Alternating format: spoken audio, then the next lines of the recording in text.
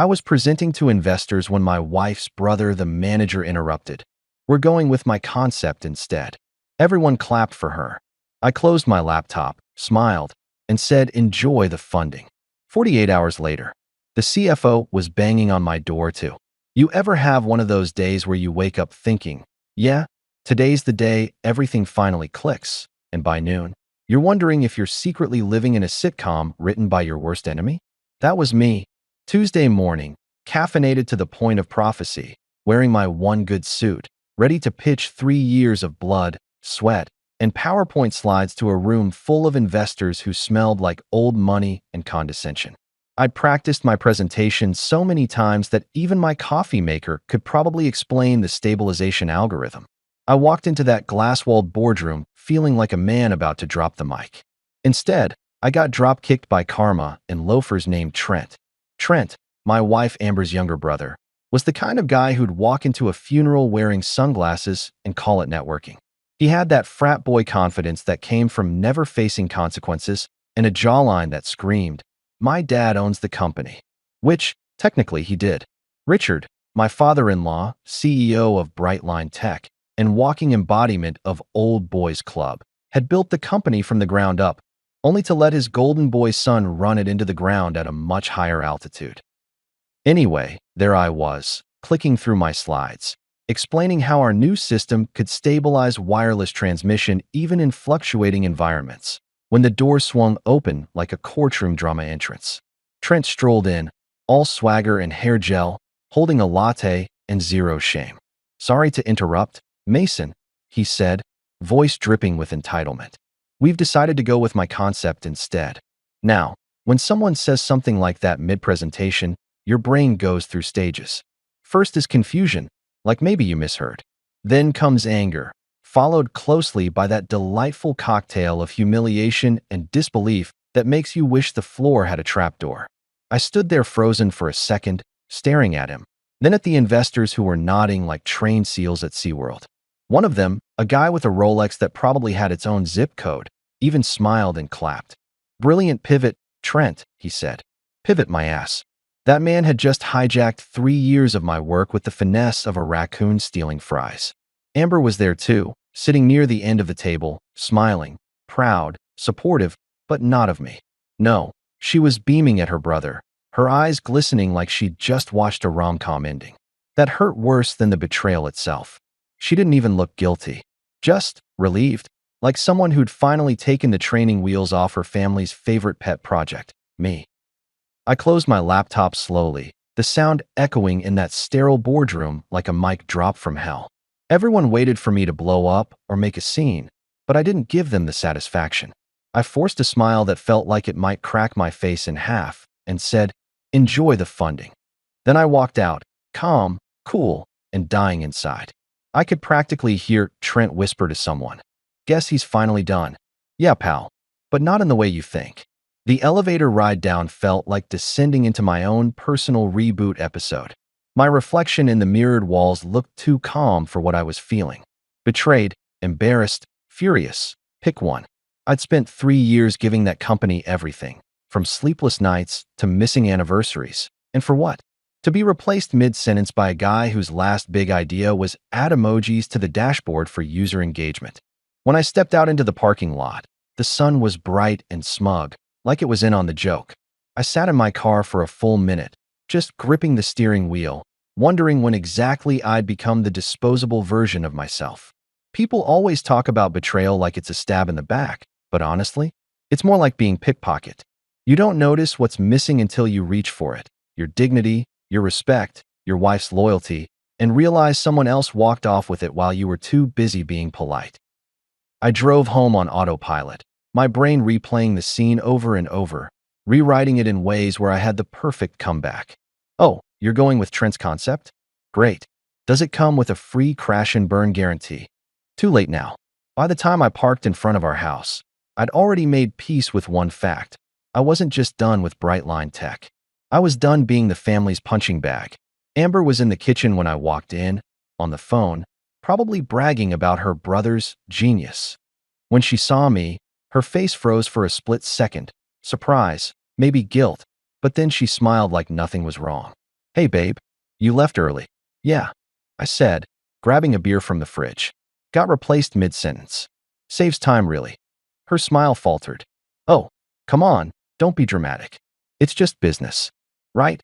I said, taking a long sip. Just business. The family kind. She sighed. The way people do when they're trying to sound patient, but really mean you're embarrassing me in my own kitchen. Mason, you're overreacting. Trent's concept just aligned better with the investor's direction. Trent's concept, I repeated. You mean my project with his name stapled on it? She crossed her arms. This attitude is exactly why Dad worries about you. You take things too personally. I laughed. Actually laughed. Yeah, well, getting robbed in broad daylight tends to feel a little personal, Amber. She rolled her eyes and turned back to her phone. You'll thank us later. This could be good for the company. There it was. The us. Not me. Not even him. Us. The family unit that apparently had a secret membership card I never got.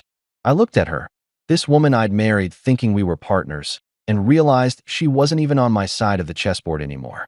I was just the expendable pawn who thought love could outrank bloodline. I finished my beer, tossed the bottle in the sink, and said, you know what? You're right.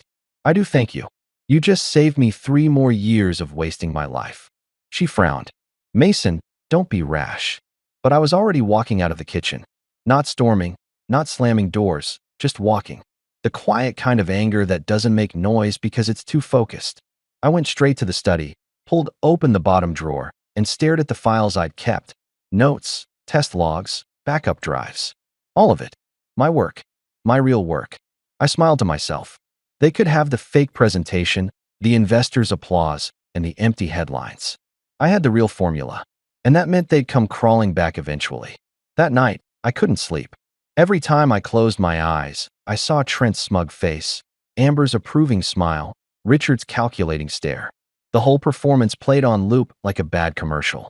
Around 3 a.m., I got up, made a pot of coffee strong enough to remove paint, and opened my laptop. I started a new document titled Project Iron Core, Independent Version. The cursor blinked like it was daring me to start over. So I did. By sunrise, I'd outlined my next move.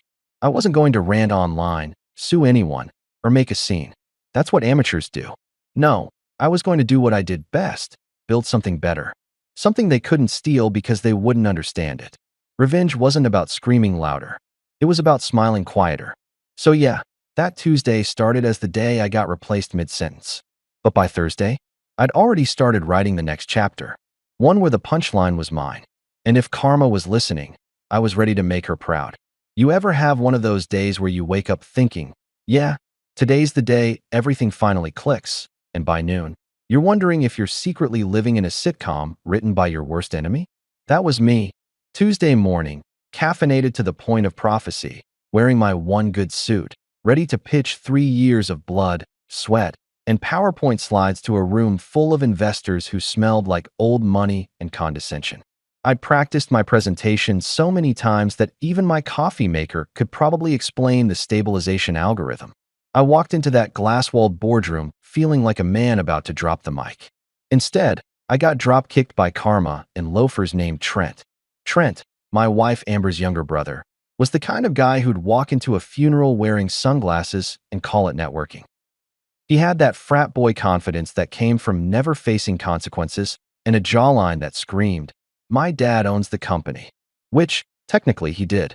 Richard, my father-in-law, CEO of Brightline Tech and walking embodiment of Old Boys Club, had built the company from the ground up, only to let his golden boy son run it into the ground at a much higher altitude. Anyway, there I was, clicking through my slides, explaining how our new system could stabilize wireless transmission even in fluctuating environments, when the door swung open like a courtroom drama entrance. Trent strolled in, all swagger and hair gel, holding a latte and zero shame. "Sorry to interrupt, Mason," he said, voice dripping with entitlement. "We've decided to go with my concept instead." Now, when someone says something like that mid-presentation, your brain goes through stages. First is confusion, like maybe you misheard. Then comes anger, followed closely by that delightful cocktail of humiliation and disbelief that makes you wish the floor had a trapdoor. I stood there frozen for a second, staring at him. Then at the investors who were nodding like trained seals at SeaWorld. One of them, a guy with a Rolex that probably had its own zip code, even smiled and clapped. "Brilliant pivot, Trent," he said. "Pivot my ass." That man had just hijacked 3 years of my work with the finesse of a raccoon stealing fries. Amber was there too, sitting near the end of the table, smiling, proud, supportive. But not of me. No, she was beaming at her brother, her eyes glistening like she'd just watched a rom-com ending. That hurt worse than the betrayal itself. She didn't even look guilty. Just relieved, like someone who'd finally taken the training wheels off her family's favorite pet project, me. I closed my laptop slowly, the sound echoing in that sterile boardroom like a mic drop from hell. Everyone waited for me to blow up or make a scene, but I didn't give them the satisfaction. I forced a smile that felt like it might crack my face in half and said, "Enjoy the funding." Then I walked out, calm, cool, and dying inside. I could practically hear Trent whisper to someone, "Guess he's finally done." "Yeah, pal, but not in the way you think." The elevator ride down felt like descending into my own personal reboot episode. My reflection in the mirrored walls looked too calm for what I was feeling. Betrayed, embarrassed, furious. Pick one. I'd spent 3 years giving that company everything, from sleepless nights to missing anniversaries. And for what? To be replaced mid-sentence by a guy whose last big idea was add emojis to the dashboard for user engagement. When I stepped out into the parking lot, the sun was bright and smug, like it was in on the joke. I sat in my car for a full minute, just gripping the steering wheel, wondering when exactly I'd become the disposable version of myself. People always talk about betrayal like it's a stab in the back, but honestly, it's more like being pickpocketed. You don't notice what's missing until you reach for it. Your dignity, your respect, your wife's loyalty, and realize someone else walked off with it while you were too busy being polite. I drove home on autopilot, my brain replaying the scene over and over, rewriting it in ways where I had the perfect comeback. "Oh, you're going with Trent's concept? Great. Does it come with a free crash and burn guarantee?" Too late now. By the time I parked in front of our house, I'd already made peace with one fact. I wasn't just done with Brightline Tech. I was done being the family's punching bag. Amber was in the kitchen when I walked in, on the phone, probably bragging about her brother's genius. When she saw me, her face froze for a split second, surprise, maybe guilt, but then she smiled like nothing was wrong.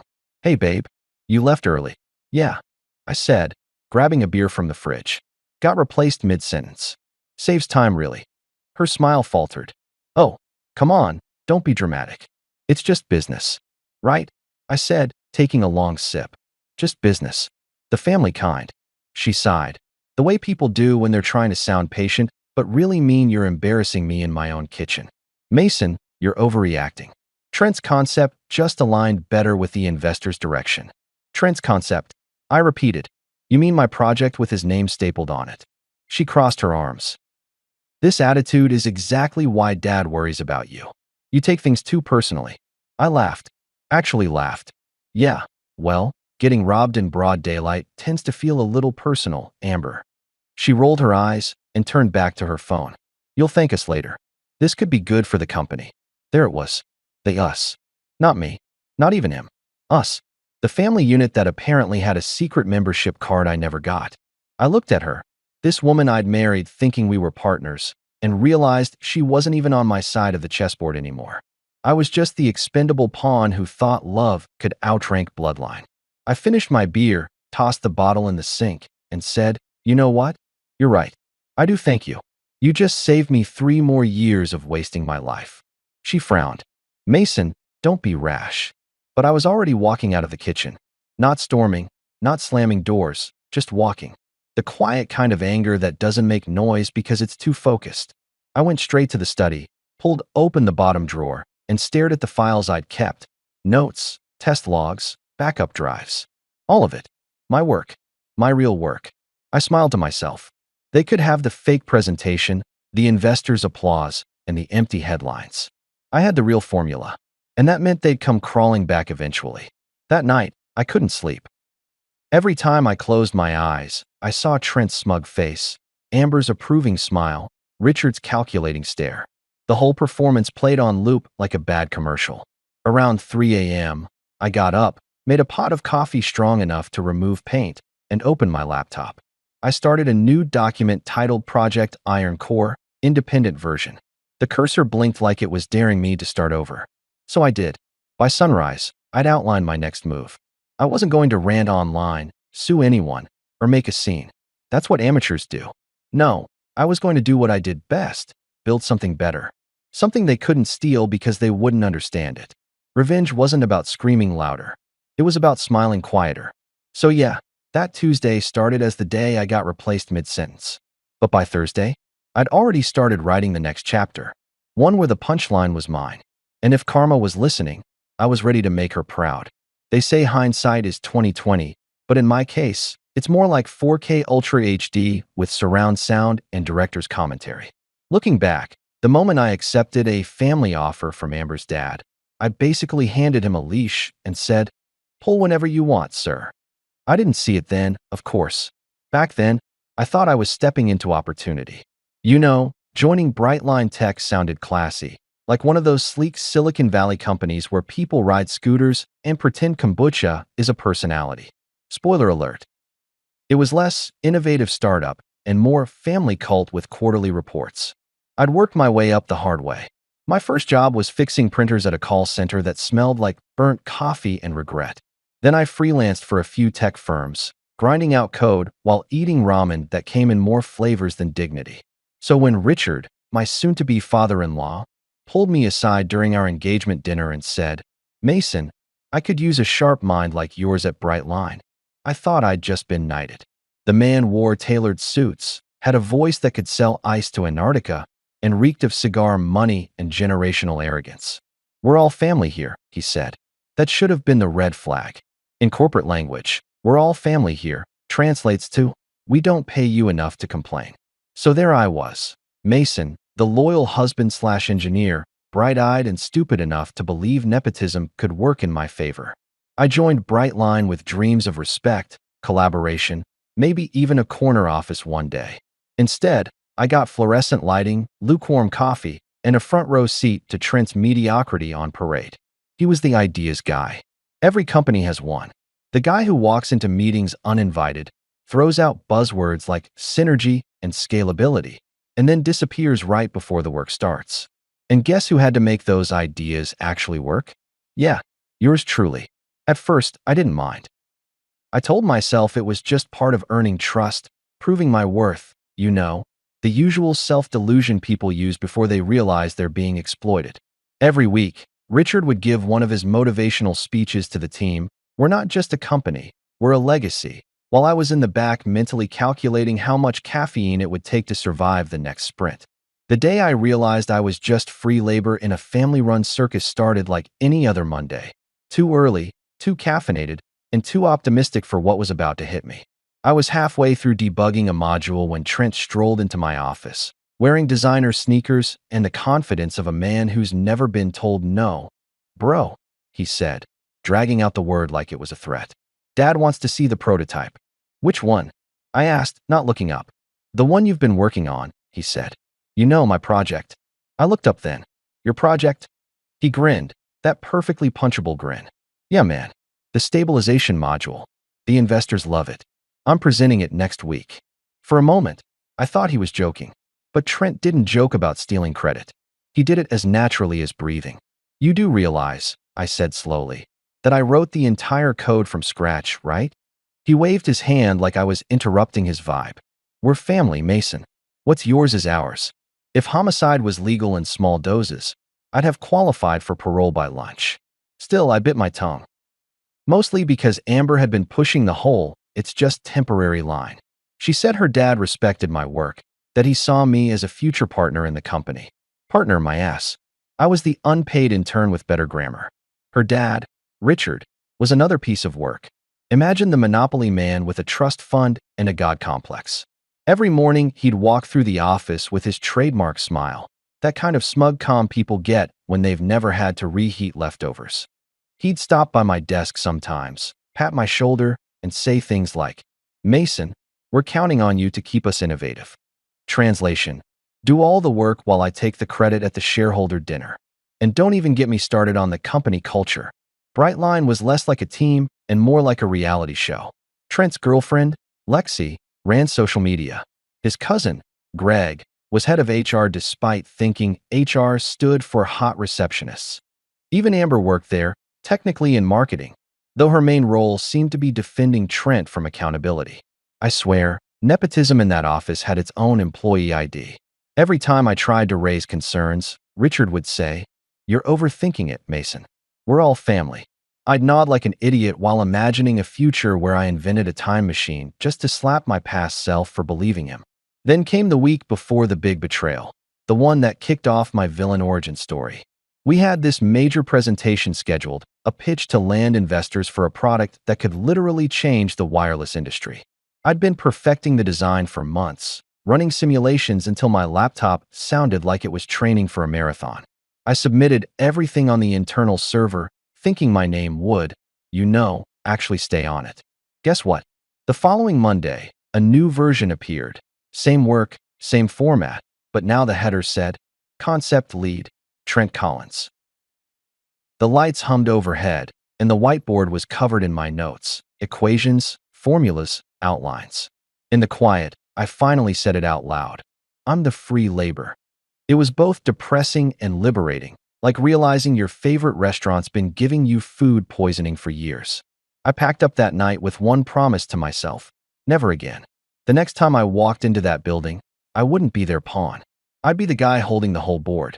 And if that meant smiling through fake meetings, playing along with Richard's "we're all family" act, and letting Trent think he was the genius, fine.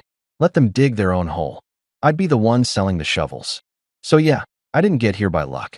I got here by caffeine, unpaid overtime, and the sheer stupidity of believing family meant fairness. Brightline Tech wasn't just a company. It was a perfectly air-conditioned trap.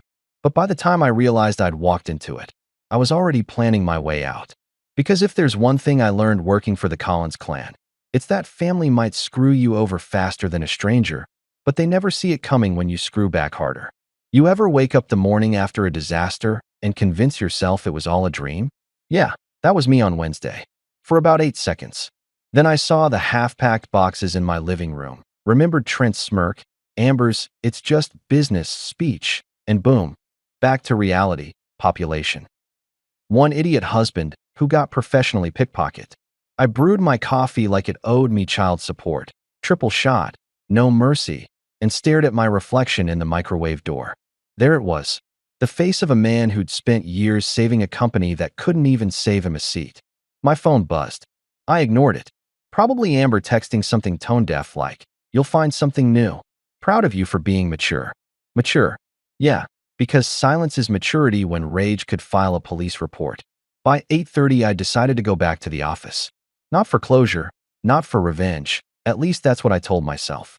I just wanted to collect my things before someone accidentally repurposed my desk into a shrine for Trent's greatness. I drove there in complete autopilot, windows down, the kind of morning sun that dares you to feel hopeful. My car stereo played some old rock track, and for a moment I almost convinced myself this was a new chapter. Maybe I'd start a consulting firm, maybe even teach. Then I pulled into the parking lot and saw the big Brightline logo shining like it was mocking me. My stomach dropped like it had seen the bill at a steakhouse. The lobby looked the same, modern, sterile, pretentious. Glass walls everywhere, like the building was proud of having no secrets. Except the big one they'd just pulled on me. Lila, the receptionist, spotted me immediately. Her eyes widened like she'd just seen a ghost haunting its own workplace. "Mr. Mason?" she whispered. "You okay?"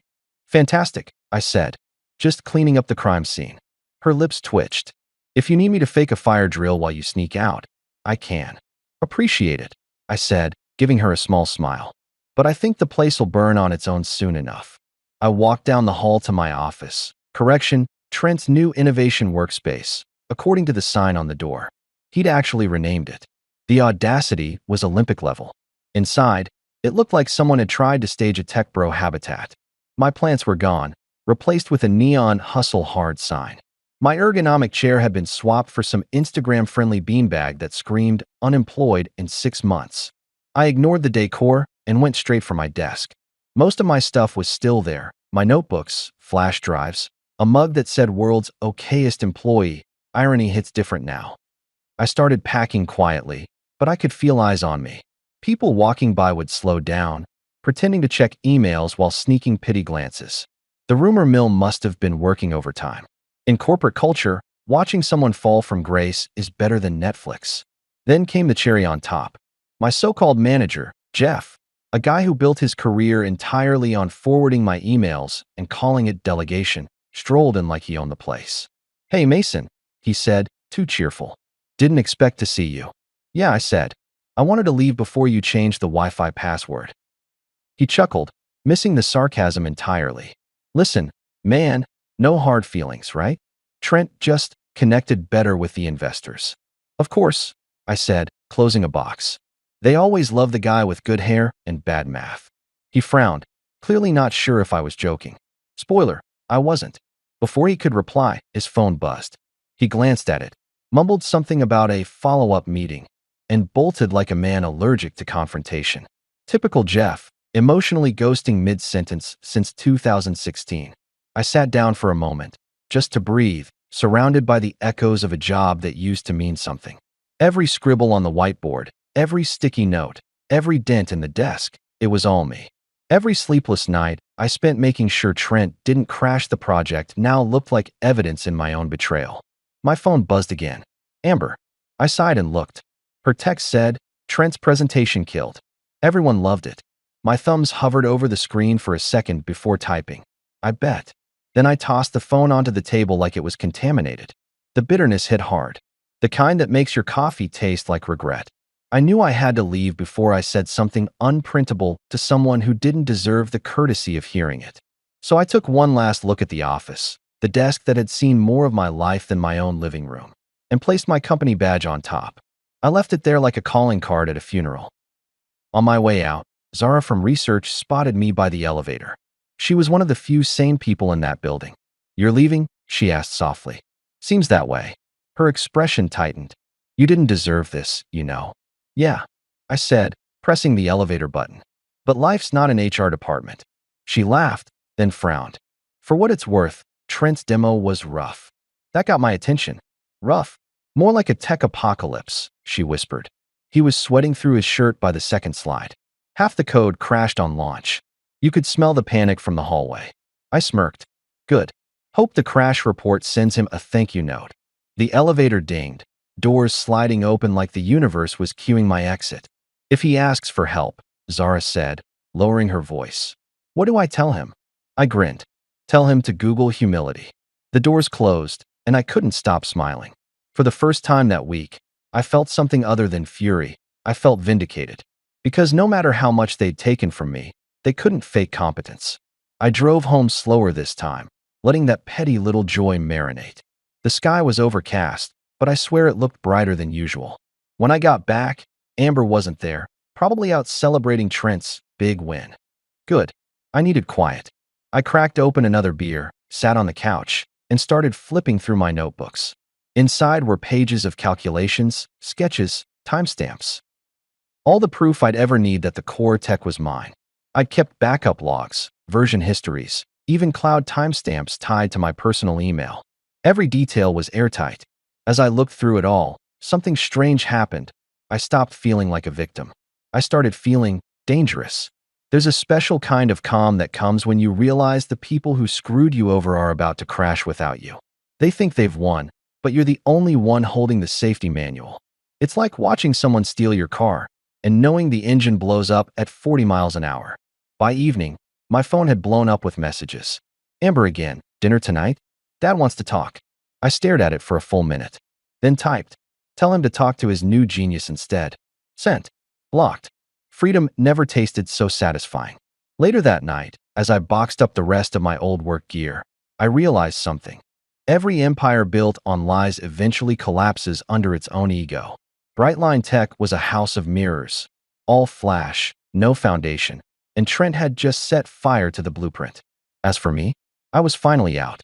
No more fake family meetings, no more unpaid overtime, no more pretending I was part of something that only saw me as a tool. I poured another drink, raised it to the empty room, and said, to new beginnings, preferably ones that don't involve in-laws. Outside, Thunder rumbled like the universe was toasting back. The next morning would bring phone calls, panic, maybe even a visit. But that night, sitting in my quiet apartment surrounded by my own work, my real work, I felt something I hadn't felt in years. Control. And for once, the only approval I needed came from the man in the reflection of my beer bottle. Tired, betrayed, but finally free enough to smile. Thursday morning, 9:02 a.m.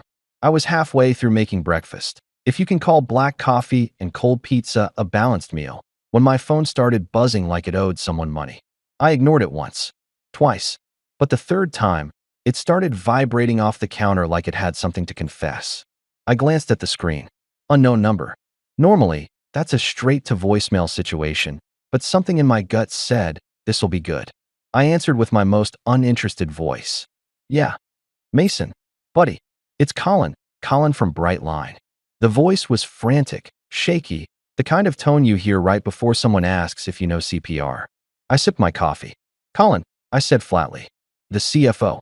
The man who once told me to simplify my innovation speak because investors don't like big words. How could I forget? He laughed nervously. Right, haha. Listen, man, we've got a situation. I leaned against the counter. Oh, do tell. Did Trent run out of hair product or metaphors? Colin didn't take the bait. It's the demo. The big investor meeting? It's not working. I pretended to gasp, clutching my imaginary pearls. Not working?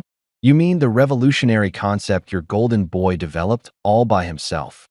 Look, Mason, he said, his voice cracking like a teenager at prom. We just need a few pointers. Maybe walk us through the build again? I swear it's urgent. The investors are flying in at 11. We can't afford another crash. I took a long sip, letting the silence marinate like fine revenge wine. Sounds serious. It is serious, he said, desperate now. Trent's freaking out, Richard's pacing the conference room, and Amber. Well, Amber's trying to do damage control with Claire from the investor group. We need you, man. I couldn't help it. I laughed. Out loud. Oh, I bet you do. But see, the thing is, Colin, I'm kinda busy right now. My toaster's having a mental breakdown, and someone's gotta supervise. Mason, please. Click. I hung up and grinned so wide I could have sold toothpaste. You know that deep, soul-level satisfaction that comes when karma finally does her job? That was me, standing in my kitchen with yesterday's pizza and a front-row seat to poetic justice. For once, I didn't feel powerless. I didn't feel small. I felt like the guy who left the movie 10 minutes early, knowing exactly how it ends. Still, curiosity's a stubborn friend. I opened my laptop and logged into the Bright Line internal news feed. I'd kept my credentials active, just in case. Sure enough, there it was. Investor demo postponed due to technical issues. Translation. Trent's masterpiece exploded on launch like a cheap firework. I scrolled through the comments section. Employees gossiping in coded corporate speak. ZRR. So, anyone know what happened with the stabilization prototype? Lila front desk. Rumor says Trent unplugged something important. Dev_Joe can confirm. He unplugged Mason. I nearly spit my coffee. At 9:45, the phone buzzed again. Same number. I let it ring. Then it buzzed again. And again. Then Amber's name appeared on the screen. I almost didn't pick up, but curiosity won again. Plus, I was dying to hear how she'd spin this. Hey, sweetheart, I said, dripping with fake cheer. How's the family empire? Mason, this isn't funny, she snapped. The demo failed. Completely. The code's broken, and the investors are already here. Oh no, I said, feigning concern. That must be so stressful, having to rely on stolen work and all. She huffed. You're being childish. Probably, I said. But at least I'm not unemployed and a plagiarist. Mason, she hissed. Please, can you just come help? You know this affects me too. Ah, there it was. The me card. Amber could turn global warming into a personal inconvenience. You mean your brother embarrassed the entire company, and now your name's attached to the fallout? Her silence said everything. Amber, I said finally, I'm flattered you think I can fix Trent's mess, but I'm all booked up today. Got a lot of not saving idiots on the schedule. Then I hung up again, gently this time, out of respect for the art of satisfaction. For the next hour, I lounged on my couch watching reruns of Shark Tank, sipping my coffee while imagining the chaos over at Bright Line. Richard pacing like a zoo lion, Colin sweating through his suit, Amber trying to look composed, while Trent probably blamed the air conditioner. I almost felt bad. Almost. By 10:30, the texts started pouring in. Zara, Colin, even Jeff, all variations of "please come back." My favorite was from Trent himself. "Bro, we need you. Bro." The same guy who erased my name off a 3-year project suddenly remembered we share pronouns. I didn't reply. Instead, I texted Zara privately. "How bad is it?" She replied instantly. "Imagine a dumpster fire. Now at fireworks. And a live audience." I laughed so hard I nearly choked. Around 11, I put on some music and went back to my laptop. Not the Brightline stuff, my stuff. The real formula. The one I'd quietly rebuilt under a new name, Iron Core. Cleaner, faster, smarter. I had it documented, patented, time-stamped. No one could touch it. Every line of code, every model refinement, every test result, mine. Theirs was a cheap imitation built on arrogance. My phone buzzed again. Colin, persistent as a telemarketer. I let it go to voicemail, then hit play just for fun. "Mason, buddy, it's Colin again. Look, we're sorry, okay? Maybe we handled things badly. But you've got to understand, the company's on the line here. The investors are threatening to pull funding. Trent's losing it. Please, just come by for an hour. I'll make it worth your while. Whatever you want, we'll figure it out." I whistled. Whatever I want, huh? That was rich coming from a man whose idea of negotiation used to be free parking validation. Still, I'll admit, hearing him panic lit something inside me. Not pity. Power. The kind of power that comes from knowing your silence is more valuable than their begging. Around noon, I got dressed. Nothing fancy, just jeans and a t-shirt that said "not my problem." I walked out to the balcony, phone in hand, and called Colin back. "Mason." "Thank God." I cut him off. "Hey, quick question. What's Trent doing right now?" He's rewriting slides. The investors are waiting in the conference room." "Cool," I said. "So here's what you're going to do. You're going to tell him I said hi. Then tell him I said no. And tell Richard to stop calling, because every time my phone buzzes, my hourly rate doubles." "Mason, please." "Colin," I interrupted, "you had one job. Keep your house clean. Instead, you let a guy with the IQ of a wet cardboard box hijack my life's work. So now you get to clean up the mess, without me." "Mason, I'll pay." "Oh, I know you will," I said, smirking. "Just not me. Not anymore." Click. I turned off my phone and stared at the skyline. For the first time in a long time, I felt calm. Not the fake kind you practice in therapy, but the dangerous kind. The kind that comes when the people who wronged you finally realize they can't touch you anymore.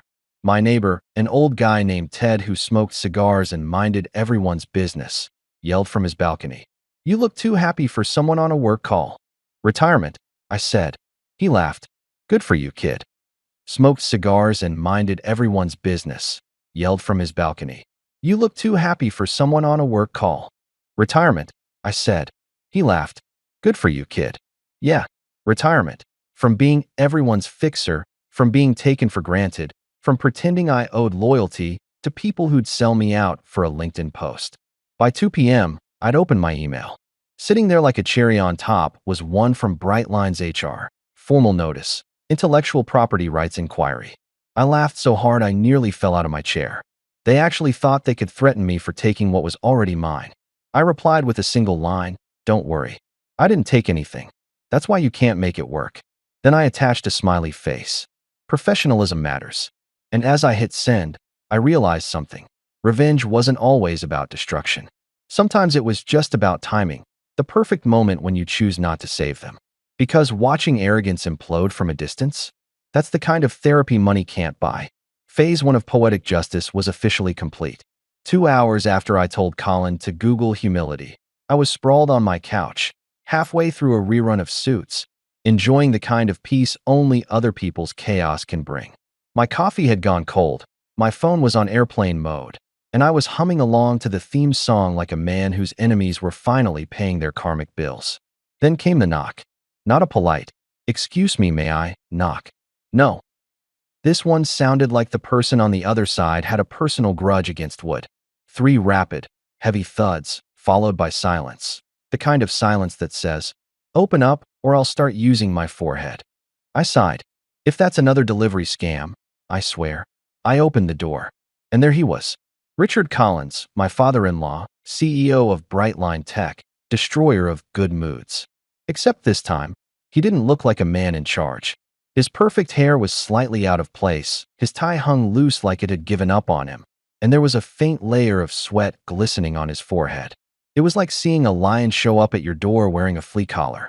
"Mason," he said, with the calm tone of a man pretending he didn't just spend the morning in corporate hell. "We need to talk." "Do we?" I asked, leaning against the doorframe. "Because last time we talked, you said, and I quote, 'This family doesn't tolerate emotional decisions in business.' Seems like karma heard you." He forced a smile, the kind people wear at funerals. "Look, son, please don't," I said, holding up a hand. "You lost son privileges the moment your actual son stole my project." His jaw twitched. "Fine. Mason, I came here to make things right." I tilted my head. "That's so? Or did your Golden Boy Science Fair project explode in front of investors?" His silence confirmed it. I stepped aside, gesturing toward the couch. "Come in, but wipe your shoes." Sarcasm isn't the only thing I don't want on my floor. He hesitated, then entered, looking around like the apartment was foreign territory. Which, to be fair, it probably was. He didn't exactly visit the homes of the people who made him rich. I sat opposite him and let him speak first. Always let desperate men dig their own hole.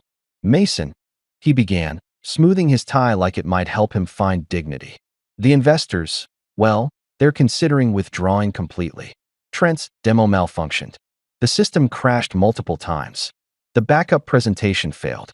Colin nearly fainted. Sounds like a normal Brightline meeting," I said. His eyes narrowed. "We can fix this. You can fix this." Ah, there it was, the compliment disguised as command. I leaned back. "You're right. I can. But the better question is, why should I?" "Because," he said quickly, "this company is part of your legacy too. Amber's legacy. Don't you want to protect what you helped build?" I laughed. Loud, genuine, the kind of laugh that fills the room and makes the other person realize they just lost control of the conversation. "Richard, the only thing I built there was unpaid overtime and trust issues." His composure cracked for a moment. "You're being unreasonable."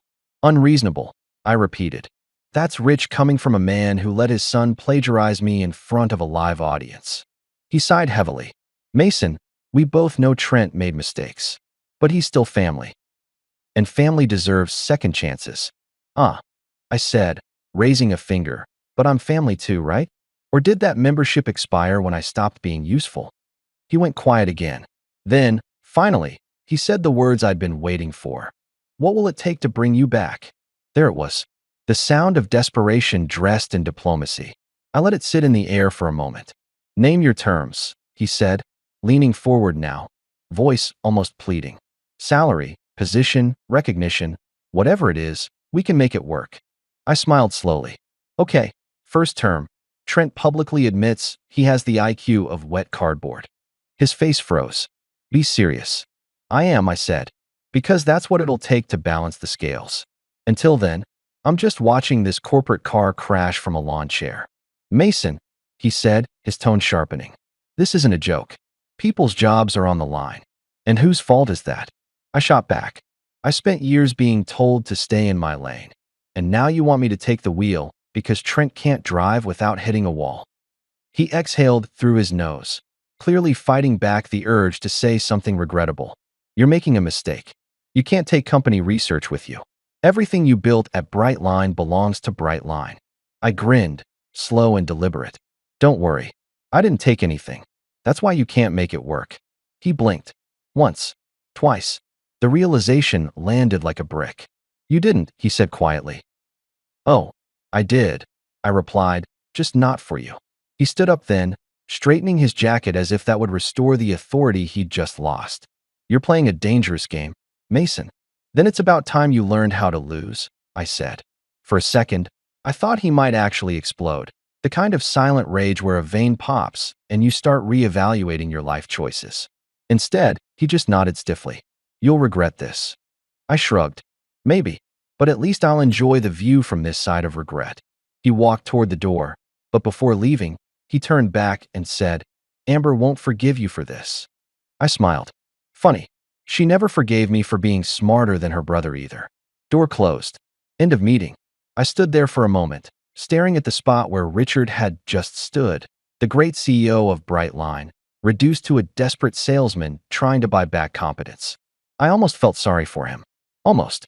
But then I remembered all the times he'd called me emotional when I challenged him in meetings, or the way he'd patted Trent on the back for stealing my lines.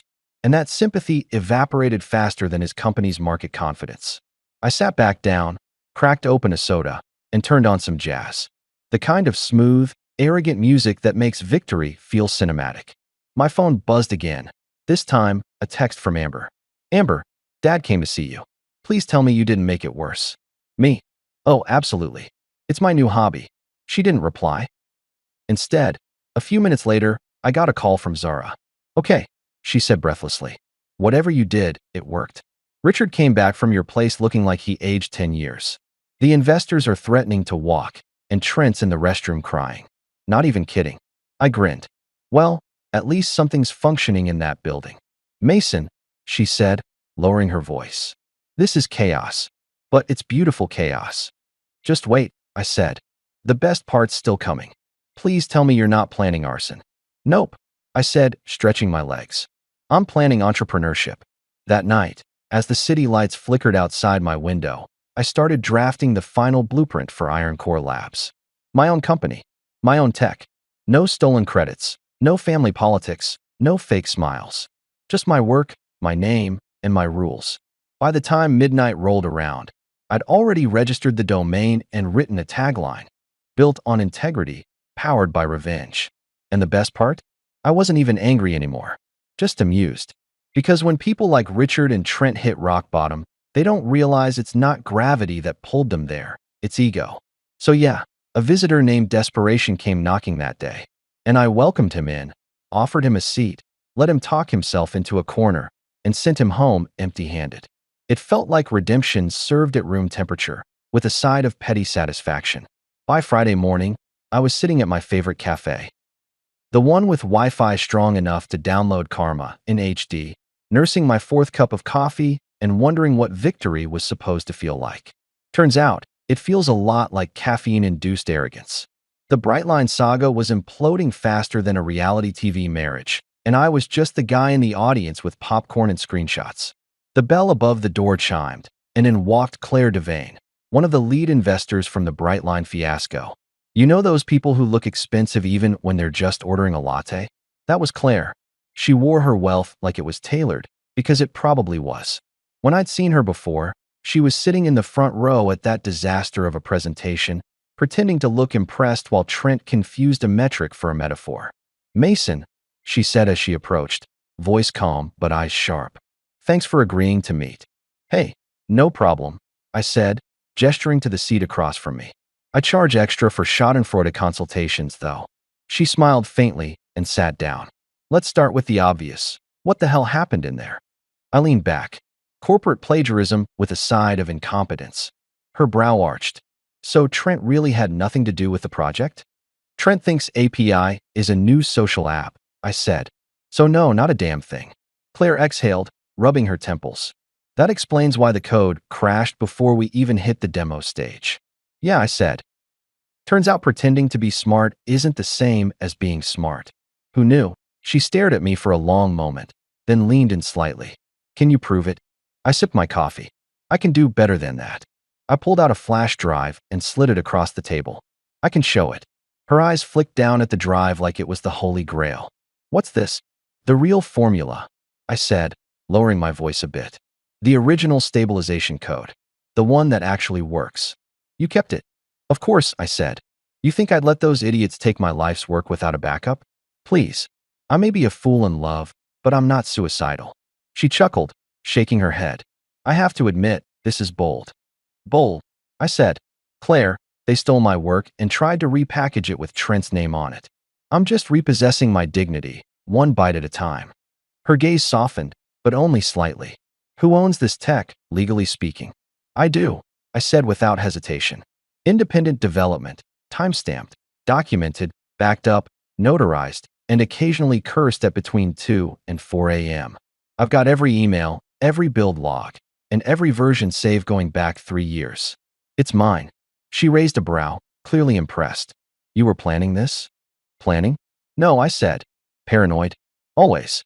She laughed quietly, but there was something calculating behind her smile. You realize this puts you in a very powerful position, Mason. Brightline's investors aren't just mad. They're humiliated. Richard's been dodging calls since yesterday.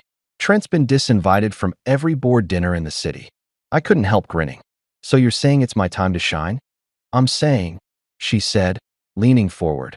We'd rather put our money behind someone competent. Someone like you. Now, if my coffee hadn't already woken me up, that sentence sure did. Come again. Claire smiled. I represent a few investment partners who were very interested in your project before it went off the rails. We're not tied to Brightline anymore. We want the real deal. The functioning product. The working version. You. I stared at her, trying not to look too smug. You're offering to back me directly? She nodded. If you can demonstrate that what you have actually works, yes. I took a long breath, pretending to think while internally screaming, holy hell, this is happening. You'll have your demo, I said. But I'm not stepping foot in Brightline again. Good, she said, smiling. We'd rather you didn't.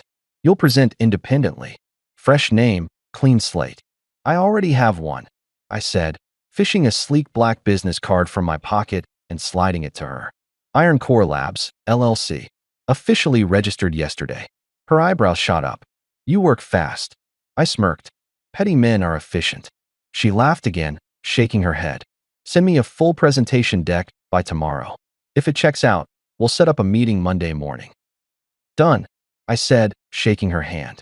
And don't worry, this one won't crash halfway through. As she left, I watched her slide into a black car that probably cost more than my apartment complex. For a moment, I just sat there, letting it sink in. My so-called downfall had just flipped into a comeback. Trent stole my project, Richard buried my reputation, and Amber stood by watching. And somehow, that had all led me here, in a cafe, being courted by the very people they tried to impress. I couldn't resist sending a quick text to Zara. Me. Guess who just got investor backing for Iron Core Labs? Zara. Holy hell. Are you serious? Me. Serious as a heart attack at a barbecue. She sent 10 fire emojis and a please hire me. I laughed. Maybe I would. That afternoon, I holed up in my apartment, music blasting, laptop open, and a fresh file titled Iron Core for Investor Deck LPLCWRK.pptx. Within hours, I had the whole presentation built, polished slides, live demo video, clean graphs, the works. Every click felt like rewriting history. Halfway through the process, my phone buzzed. Amber. Again. I ignored it the first time, then the second. Finally, curiosity won. I opened the message. Amber, heard you met with Claire. What are you doing, Mason? Don't make this worse. I laughed so loud I scared my neighbor's cat through the wall. Worse? Oh, sweetheart, this was worse, for her family. I typed back. Just building something that actually works. Try it sometime. Then muted her. By evening, I sent Claire the deck, along with a note. Prototype ready for live demo. No fireworks, no plagiarism. Minutes later, she replied, Monday, 9 a.m. downtown. Don't be late.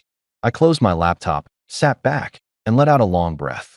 For the first time in months, I felt that electric thrill, not revenge, not anger, purpose. The kind that keeps you up at night, but in a good way. The kind that says, you're back. Around midnight, I poured myself a drink and went out onto the balcony. The city lights stretched out below, bright and restless, like ambition itself. My phone buzzed one last time. Zara again. Zara. Just heard Richard yelling in the office. Something about betrayal from within. Colin looks like he's aged 10 years. Trent's hiding in the break room. It's beautiful chaos. I grinned at the message, took a sip, and whispered, and it's only just begun. That night, as I shut off the lights, I caught my reflection in the window. Tired, sure, but smiling. The kind of smile that comes from surviving the storm and realizing you're the thunder now. By Friday morning, Brightline Tech was trending for all the wrong reasons. My phone lit up like a Christmas tree with notifications, news alerts, texts, and even a meme someone made of Trent with the caption, "When you copy your homework, but forget to change the name." Beautiful. Absolutely beautiful. I was still in bed, half under the blanket, holding a cup of coffee like it was an Oscar, scrolling through the chaos when Zara texted me. Zara, Trent blames the software. Zara, Richard just broke his golf mug. Zara, Amber's crying in HR. I couldn't help it. I started laughing so hard I spilled half my coffee on the sheets. Worth it. Brightline's downfall was happening in real time, and I didn't even need popcorn. I was full on caffeine and petty satisfaction. The company that once told me I lacked leadership initiative was now falling apart because their actual leadership thought competence was optional. By 10, Colin had tried calling 5 times. I ignored every single one. Let the man sweat. Let him earn his panic. Around the 6th attempt, I finally picked up, mostly because I wanted to hear how bad it really was. Mason, he practically yelled. Buddy, we need to talk. Still busy supervising my toaster's recovery. I said, cutting him off. Make it quick. He sighed, defeated already. It's bad, man. Investors pulled half their commitment. The demo crash went viral. Someone leaked part of the meeting recording online. Someone, I asked, raising an eyebrow even though he couldn't see it. You mean the entire internet? He ignored that. Richard's furious. Trent's threatening to resign. Wow, I interrupted. You mean he's finally volunteering to do something useful?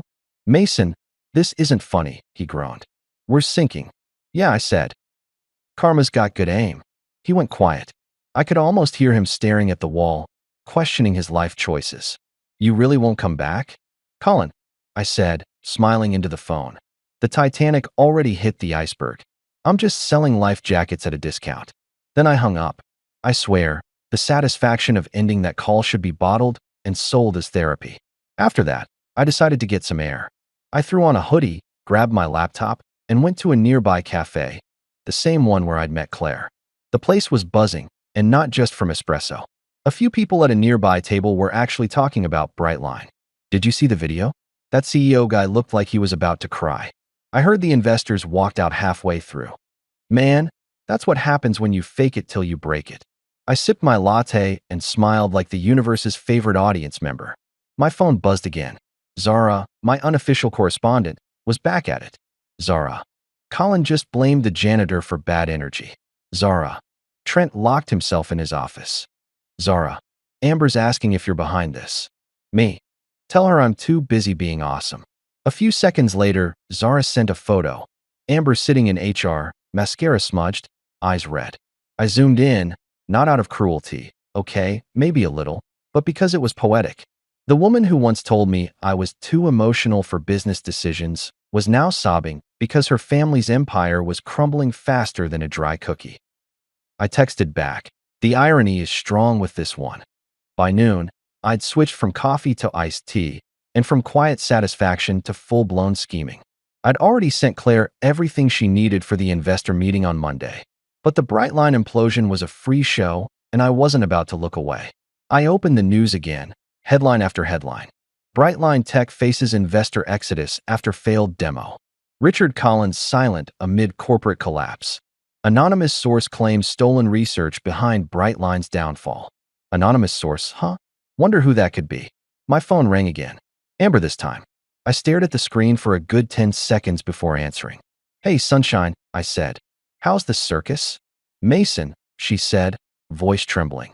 I'm trying to fix this, but the investors won't even talk to Dad. What did you do? I smiled. Nothing illegal, if that's what you're asking. Mason, this is serious. Our reputation is ruined.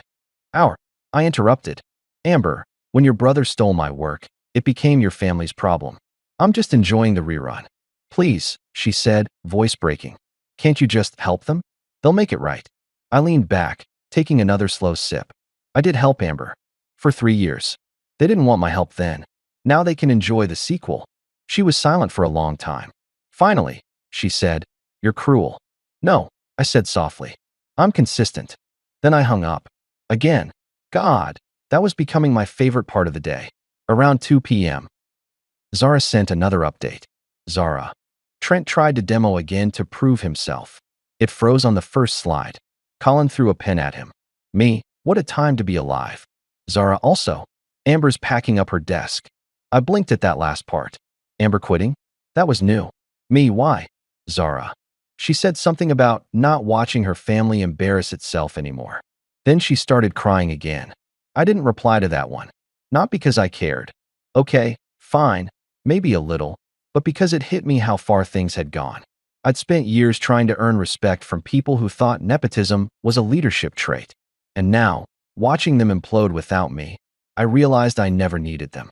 The funny thing about revenge? It doesn't feel like revenge when it's deserved. It feels like symmetry. By evening, Brightline's PR department had released a statement. Some robotic nonsense about technical complications and ongoing reviews. The internet wasn't buying it. Twitter was roasting them alive. One user posted, Brightline Tech, now featuring 100% more downtime. Another wrote, should have invested in Mason instead. I took a screenshot of that one and set it as my lock screen. Then, as if the day wasn't already perfect, Zara called me. Okay, listen, she said, her voice breathless. They're panicking. Like, DEFCON 1 levels of panic. Richard's yelling at Colin. Colin's yelling at everyone. HR's hiding. It's total chaos. I'm gonna need you to record that, I said. She laughed. You're enjoying this way too much. Zara, I said, smiling, I've earned this joy. I deserve an Emmy for surviving that company. She snorted. You really did. Anyway, word is, Richard's going to try and call you tonight. Oh, he already did, I said. Door-to-door delivery of desperation. There was a pause. You didn't agree to help him, right? Please, I said. You think I'd give up front-row tickets to my own redemption arc? Just checking, she said, laughing. Because honestly, I'm rooting for you. Always have been. Good, I said. You'll be getting a better job offer soon. When I hung up, I realized something strange. I wasn't angry anymore. The bitterness that used to live in my chest had burned itself out, replaced by a calm sort of clarity. I didn't need to destroy Brightline. They were doing that perfectly fine on their own. All I had to do was exist and succeed. That night, I poured a glass of whiskey, sat on my balcony, and watched the city lights blur into a quiet glow. Somewhere downtown, I imagined Richard sitting in his glass office, wondering where it all went wrong. Somewhere else, Trent was probably trying to code his way out of failure with Google open and tears in his eyes. And Amber? Maybe she was finally realizing that loyalty to the wrong people is just another form of self-sabotage. As for me, I had Iron Core Labs, and a meeting on Monday that would make everything official. The empire I'd once bled for was melting, and I didn't lift a finger. And damn, it looked beautiful in the flames. By Monday morning, I looked like the kind of man who'd finally slept through the apocalypse. Fresh shave, pressed shirt, and the kind of quiet grin that says, some people burn bridges, I build new highways. My presentation for Iron Core Labs was loaded, rehearsed, and about to hit the same crowd that had once applauded Trent like he'd reinvented physics. I walked into the downtown glass tower office Claire had booked, a panoramic view of the skyline, sunlight bouncing off every reflective surface like the universe itself had RSVP'd. The receptionist, polished and polite, asked for my name. Mason Reed, I said, adjusting my tie. Founder and CEO, Iron Core Labs. Her eyes flicked up in recognition. Oh, you're that Mason. I grinned. The one and only. Don't worry, I'm friendlier than my headlines. Inside the conference room sat the same investors who'd once clapped for Trent. Silver-haired men in designer suits. Two women with tablets out like weapons, and Claire at the head, cool as ever. Except this time, the atmosphere was different. No Richard. No Trent. Just opportunity, caffeine, and payback. Claire gestured. Gentlemen, this is the man who actually built what you thought you were buying. Pleasure, I said, setting up my laptop. Let's skip the buzzwords. Here's what actually works. When the demo began, I didn't just show slides. I showed results. Live data streams. Real-time simulation. The stabilization module flickered on screen, running smoother than a politician dodging questions.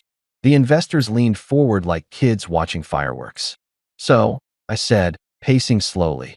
Unlike the other version, also known as the Titanic, this system doesn't crash when you look at it funny. It self-adjusts using predictive modulation. No freezing, no lag, and definitely no tears in the restroom. The room chuckled. Claire hid a smile behind her coffee cup. One of the men, a billionaire type with a tie that probably had a trust fund, asked, so you're telling us this is the original tech Brightline tried to sell? Not quite, I said. This is the improved version. Built from the same foundation, Except this time the builder actually knows what he's doing. Laughter rippled through the room. Claire gave me a subtle nod, the "you nailed it" kind. I kept the demo rolling. The live system handled every stress test I threw at it, not a single glitch. By the end, even the skeptical ones looked impressed. One woman whispered, "Flawless." Claire leaned back. "So, Mason, what are you asking for?" I clicked to the next slide. Clean, bold letters. Iron Core Labs. Independent. Secure. Scalable. "I'm asking," I said, "for you to invest in innovation that's not built on nepotism. I don't need their old company. I don't need their approval. What I need are partners who value results over family trees." A pause. Then applause. Real, genuine applause. Not the fake, we're networking kind. Claire smiled wider than I'd ever seen her. "Well," she said, "I think we found our new lead innovator." The contracts came out next, thick, crisp, and gloriously official. I signed each page with the same satisfaction you get when unsubscribing from an ex's Netflix account. After the meeting, Claire pulled me aside. "That was brilliant." I shrugged. 3 years of forced humility will do that to a guy. She laughed. "How's it feel? Like justice with a caffeine buzz?" I said. "You ever see someone get fired in slow motion? Because that's what's about to happen to Brightline." She tilted her head. "What do you mean?" I pulled out my phone and showed her an email I'd just received. "Breaking news. Brightline Tech halts operations pending audit." She blinked. "You leaked something, didn't you?" "Who, me?" I said innocently. "I just reminded a few reporters that the revolutionary demo was stolen intellectual property. They did the rest." Claire smirked. "You're dangerous." "Only when provoked," I said. Outside, I walked into the sunlight feeling 10 pounds lighter. For the first time in years, I wasn't someone's employee or someone's in-law project. I was my own showman. I headed straight to my car, rolled down the windows, and turned up the radio. The announcer's voice cut through the static. In tech news, Brightline Tech faces massive backlash after reports of internal misconduct and product theft. Sources claim a former engineer, Mason Reed, may have been the rightful creator of their failed product. I actually laughed out loud. "Former engineer, huh? Try upgrade." My phone buzzed again. Zara, naturally. Zara. They're losing their minds. Richard's been in meetings all day. Trent's hiding. Amber's threatening PR lawsuits. Me. And I just got funded. Zara. No way. Iron Core. Me. Iron Core. Signed and sealed. Zara. Holy crap, Mason. You did it. Me. Correction, we did it. You're getting a job offer soon.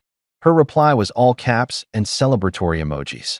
By lunchtime, I was walking into a rooftop restaurant, phone buzzing nonstop with congratulations from old coworkers, friends, even 1 or 2 Brightline employees who'd jumped ship mid-sinking. Everyone wanted to know the same thing. Was the rumor true? Oh, it was true, and I was loving every second of it. I ordered a burger, toasted my success with a Coke, and replayed the week's events in my head like a highlight reel. Me, walking out of that boardroom in humiliation. Richard begging at my door. Trent crying into his PowerPoint. Amber realizing her last name wasn't a career.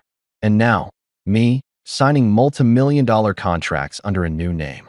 When the waitress brought the bill, she smiled. "Are you the guy from the news?" I chuckled. "Depends. Do I look guilty or successful?" "Successful," she said. "The guilty ones don't tip well." I left her a 20. Petty men have class too. That evening, I drove home through downtown traffic, phone still buzzing with updates. A text from Colin popped up. "Colin, you really did it. Congrats, man. Wish I'd backed you sooner." Me, "You wish right." And then another message from an unknown number. "Unknown, we need to talk." Amber. I stared at it for a long moment, then set the phone face down. She could wait. I had better company now. Success, vindication, and the faint sound of karma breakdancing in the distance.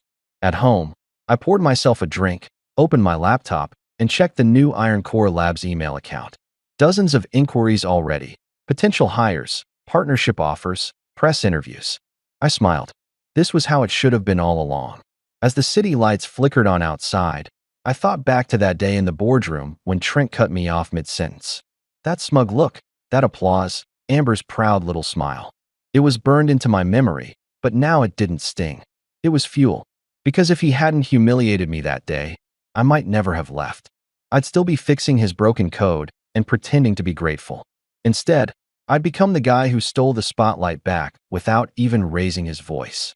My favorite part? Watching them try to explain my success to the press. He was a valued team member. Yeah, right. The same team member they replaced with nepotism and ego. I opened one last message from Claire. Claire, congratulations again, Mason. Investors are thrilled. Also, Brightline reached out. They want to meet. I said no. Smiley face. I laughed so loud my neighbor's dog barked. That night, sitting by my window, city glowing like a promise, I realized something simple but powerful. Revenge doesn't always come with fire and fury. Sometimes it comes with contracts, applause, and the quiet click of a pen signing your name where there's used to be. I'd return not with vengeance, but with proof. Proof that I was the real showman all along. And as far as comebacks go, mine deserved a standing ovation. It was late, somewhere between reasonable bedtime and emotional damage o'clock, when the knock came. I'd just finished sending the final payroll setup for Iron Core Labs, officially becoming the boss I used to dream about having. The apartment was quiet, jazz playing low in the background, a single lamp on. My drink sat untouched, because honestly, victory was intoxicating enough. Then came that knock. 3 soft taps, then 2 louder ones. Hesitant, but desperate. You can always tell when guilt's the one knocking. It doesn't have rhythm. I sighed, muting the music. If that's the landlord asking for rent early again, I swear. I opened the door. Trent. He looked nothing like the smug, cologne-drenched idea man who'd stolen my project and strutted around boardrooms like he invented oxygen. His hair was messy, his shirt wrinkled, and there were dark circles under his eyes big enough to hold regret. He stood there clutching his phone, trembling slightly. "You ruined me," he said, voice low, like he was scared of the truth echoing. I leaned on the doorframe. "No, Trent. You ruined you. I just turned on the lights." He flinched. "You don't get it, Mason. They're finished. Brightline's gone. Dad's yelling at clouds?" I interrupted. "Or maybe drafting another inspirational email about family teamwork." "Don't," he snapped. "Don't mock me." "Oh, trust me," I said. "This is me being merciful." The real mockery would have had slides. He groaned and dragged a hand through his hair. "I didn't mean for it to go this far. I just wanted to prove I could do something on my own." I raised an eyebrow. "By stealing something that wasn't yours?" Interesting brand of independence. "Mason, please," he said, eyes darting around like maybe the neighbors were watching. "You've got your new company, your big win. You don't need to destroy us." I folded my arms. "Trent, the only thing I destroyed was the illusion that you knew what you were doing." He looked at me then, really looked at me, like he was seeing a different version of me for the first time. "You think you're the hero in this?" I smiled faintly. "No. Heroes forgive. I build empires out of ruins." For a second, he looked like he wanted to swing at me, but the arrogance had drained out of him. Instead, he just exhaled shakily. "Amber blames you for everything." I nodded. "Yeah, she texted. Said I humiliated her family." I told her technically. "You did that. I just provided the popcorn." His jaw clenched. "You're enjoying this." "You're damn right I am," I said. "Do you know how many nights I stayed up fixing your garbage code while you were out drinking on Daddy's dime? How many times I swallowed my pride so you wouldn't look incompetent in front of investors? You humiliated me in front of a room full of people, Trent." I walked out with nothing. "So yeah, forgive me if I find this poetic." He stared at the floor. For once, he didn't have a comeback. "Dad's been trying to call you," he muttered. "I bet. He wants to make you an offer. Tell him my rates doubled after I stopped caring." He looked up, frustration flickering behind the exhaustion. "Mason, what do you want from us?" I shrugged. "Nothing. That's the point. I don't want your company, your money, or your name attached to mine. I just want you to live with the fact that the guy you replaced mid-sentence is the same guy whose name is now trending under hashtag #IronCoreEvolution." His lips parted like he was about to say something, then closed again. He had no fight left, just fear. After a long silence, he said softly, "I messed up." I nodded slowly. "Yeah, you did. Can you ever forgive me?" That one hit differently. It wasn't fake, not performative. For the first time in his spoiled, entitled life, Trent sounded like a man who'd finally seen his reflection without the family name fogging it. I took a breath. "Trent, forgiveness isn't my currency anymore. I trade in lessons. And you've just had the most expensive one of your life." He looked like he might cry. I wasn't about to offer tissues. Some lessons need salt water. He nodded, quietly stepping back. Good luck, Mason. Already got it, I said, and shut the door. The click of the lock echoed like punctuation. Full stop. End of chapter. I stood there for a moment, letting the quiet settle. The funny thing about closure is it doesn't come with fireworks. It comes with silence. The kind that tells you there's nothing left to prove. I poured myself a drink and walked to the window. The city lights looked different now, less like a battlefield, more like a blank canvas. My phone buzzed again. Amber. I almost ignored it, but curiosity's a stubborn little demon.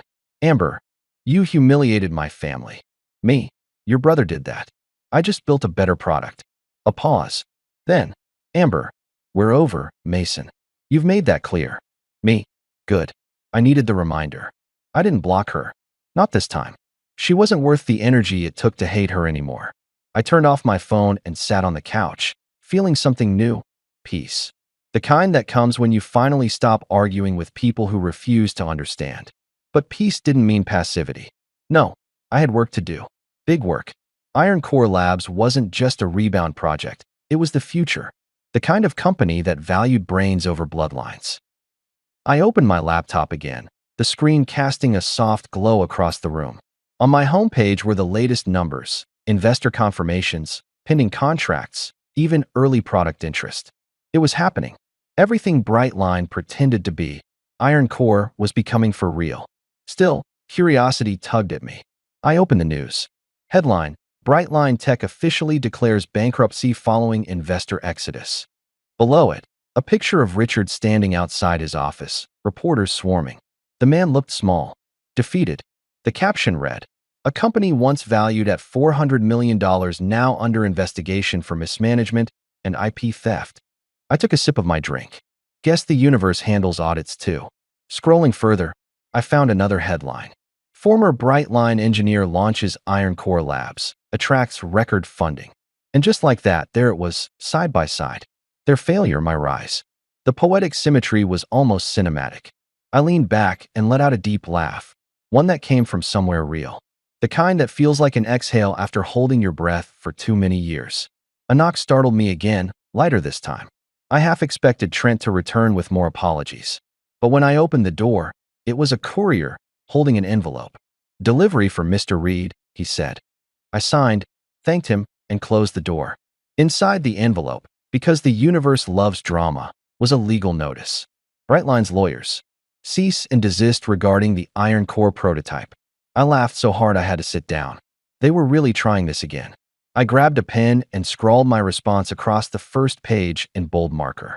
Already patented. Already funded. Already yours. Sincerely, the guy you underestimated. I snapped a picture of it and emailed it to Richard's office.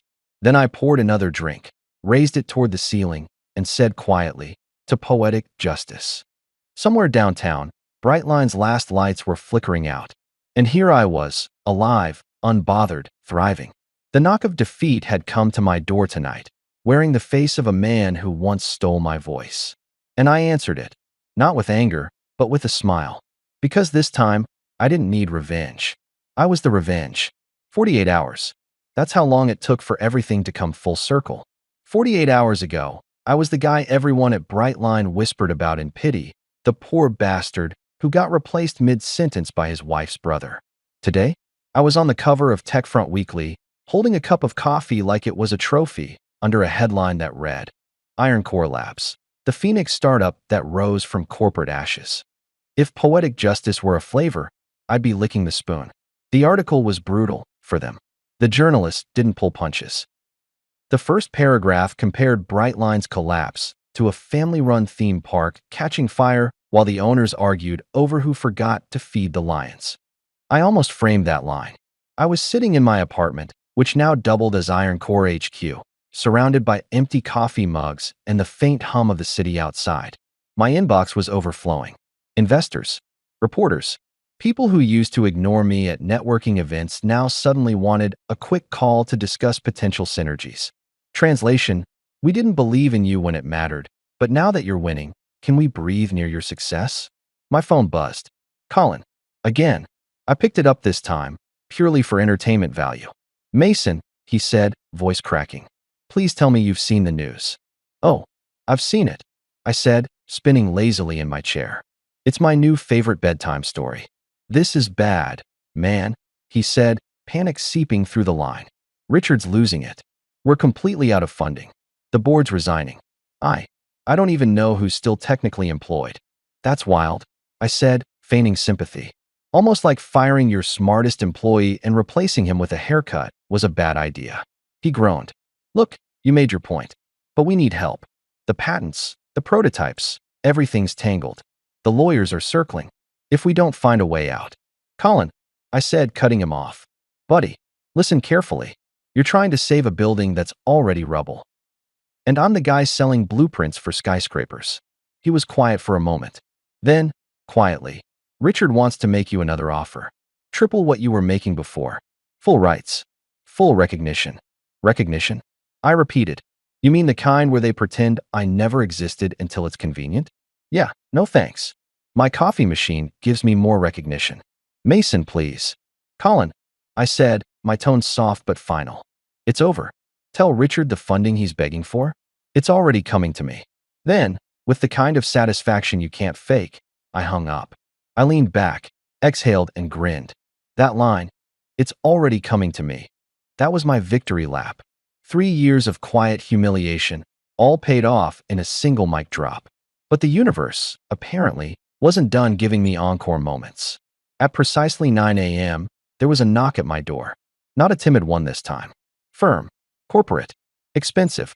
I opened it and found myself looking at a man in a dark navy suit, holding an envelope with the Brightline logo barely visible under a coffee stain. He looked like he hadn't slept in a week. Mason Reed, he asked. Depends, I said. You here to sue me or congratulate me? He didn't blink. Both, probably. Cool, I said, stepping aside. Come on in. I've got coffee and moral superiority. He handed me the envelope. Official notice from Brightline's legal department. I tore it open while he stood there, fidgeting. Inside was a cease and desist letter. Again, claiming that Iron Core's tech potentially infringed on proprietary Brightline intellectual property. I read it once, then laughed so hard the poor guy jumped. You're serious? They're still doing this. I'm just the messenger, he said quickly. They also asked if you'd consider a meeting to amicably resolve things. Amicably, I repeated, smiling. That's lawyer speak for we're desperate and can't afford the lawsuit. He looked like he wanted to vanish. So should I tell them? Tell them I'll meet? I said. His eyes widened. But not at their office. They can come here. I like home field advantage. He nodded nervously and left. 10 minutes later, my phone buzzed. Private number. I answered. Mason, came Richard's voice. Gravelly. Tired. Humbled. 3 words I never thought I'd use about that man. We appreciate you agreeing to talk. I didn't agree to talk, I said. I agreed to watch you squirm in person. There's a difference. He sighed. You've made your point. We made mistakes. Plural, I said. Lots of them. Some in PowerPoint. I'm not here to fight, he said. We're offering a buyout. 50% ownership in Iron Core in exchange for merging under the Brightline umbrella. You'd have full operational control. I nearly spit out my coffee. So you want me to take the company you killed, strap it to mine, and call it teamwork? Mason. Richard, I interrupted. Do you hear yourself? Brightline isn't an umbrella. It's a burned-down tent. He went quiet. Then, quietly, you won't last without a larger infrastructure. I laughed. You said the same thing about the internet in 2003, didn't you? Silence again. Then the line clicked dead. He'd hung up, probably realizing that I wasn't coming back. Not for any price. By noon, the internet had decided Brightline was officially canceled. Employees were posting their resignation letters on LinkedIn like war trophies. One guy captioned his post, leaving the Titanic before it becomes a submarine. It had 12,000 likes. Claire called later that afternoon. Mason, I just got off a call with the board. You'll want to hear this. Let me guess, I said. They're dissolving. Faster than an antacid soda, she said. Their investors are redirecting funds to you. I smiled. Good to know I'm a great recycling program. She chuckled. How does it feel to be the man who dethroned a family empire? I thought about it for a second. Honestly, like I should start buying more comfortable chairs. Empires are overrated, but good lumbar support is forever. We both laughed. After hanging up, I took a walk. The city was alive, buzzing, vibrant. The air smelled like rain and coffee beans. I stopped at a newsstand. Yeah, they still exist. And there it was again, Iron Core Labs, the startup that outsmarted legacy giants. I bought 3 copies. Not for ego, just for history. As I crossed the street, my phone buzzed again. This time, a text from Amber. Amber, you won. I stared at the words for a moment, feeling nothing. Me, no. I just stopped losing. She didn't reply. I didn't expect her to. When I got home, I poured myself another coffee. I swear my bloodstream was 70% espresso at this point, and sat down to review Iron Core's new contracts. Everything was falling into place. Offices, staff, funding, freedom.